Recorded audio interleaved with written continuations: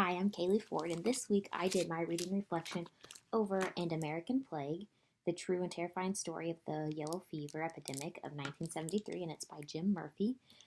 Growing up in school, history was always my least favorite subject to learn about, which makes sense that nonfiction books are my least favorite books to read. Um, but this book wasn't too bad to read. It was a pretty fast read, and I learned a lot about the yellow fever. So it started out that just a girl was came ill with a fever and ended up dying a few days later.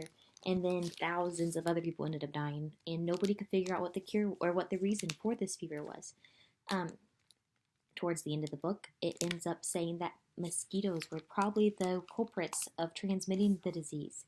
Um, One of my favorite parts of the book was kind of crazy to me that when they discovered that mosquitoes were the reason for this disease, they would start fining people if they found mosquito eggs on their property.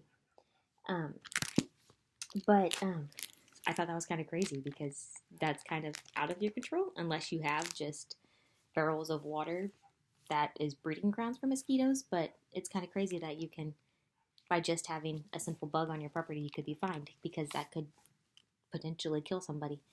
Um, but I learned a lot about the yellow fever, and I think it's a good read for people to read about. So.